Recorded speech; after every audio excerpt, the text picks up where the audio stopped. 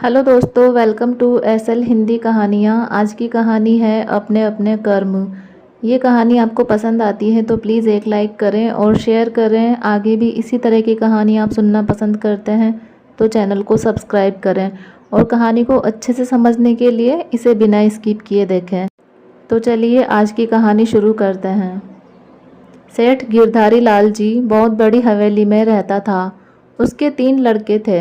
पैसा, नौकर चाकर, गाड़ी बंगला तो था ही, मगर उसे अपने खजाने में सबसे ज़्यादा प्यार वो 17 हाथियों से था।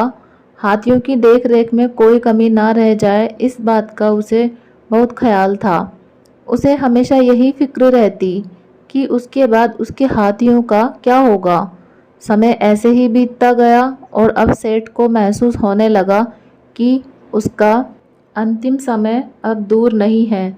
उसने अपने तीनों बेटों को अपने पास बुलाया और कहा कि अब मेरा समय आ गया है, तो मेरे मरने के बाद मेरी जायदाद को मेरी वसीयत के अनुसार आपस में बांट लेना। एक बात का खास ख्याल रखना कि मेरे हाथियों को किसी भी प्रकार की कोई हानि नहीं होनी चाहिए। कुछ दिन बाद सेठ जी स्वर्ग सिधार गए। तीनों लड़कों ने पिता की जायदाद का बंटवारा पिता की इच्छा के अनुसार किया, लेकिन हाथियों को लेकर सब परेशान हो गए।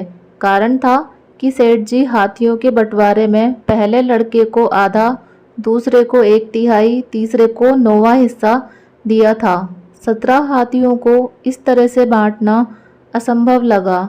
हताश होकर तीनों अपने बाग में चले गए और सोचने लगे कि इस समस्या का समाधान कैसे हो।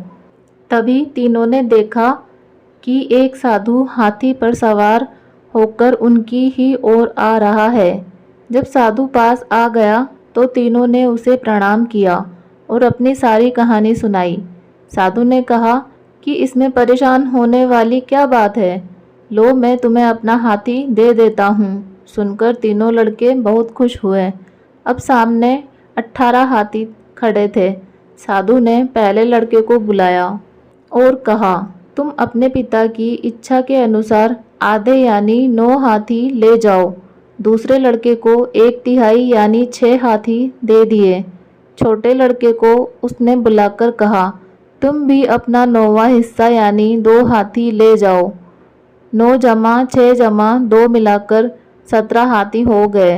फिर 1 हाथी बच गया।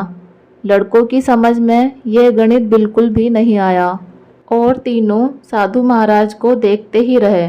उन सबको इस हालत में देखकर साधु महाराज मुस्कुराए और आशीर्वाद देकर तीनों से विदा लेकर अपने हाथी पर जिस दिशा से आए थे उसी दिशा में चले गए। इधर ये तीनों सोच रहे थे कि साधु महाराज ने अपना हाथी देकर कितनी सरलता और भोलेपन से इतनी जटिल समस्या सुलझा दी थी। तो दोस्तों, आज की ये कहानी आपको कैसी लगी है कमेंट बॉक्स में अपनी राय ज़रूर दें और चैनल को अभी तक सब्सक्राइब नहीं किया है तो प्लीज़ सब्सक्राइब करें। मिलते हैं एक और अच्छी सी कहानी के साथ में, तब तक के लिए बाय। जय हिंद।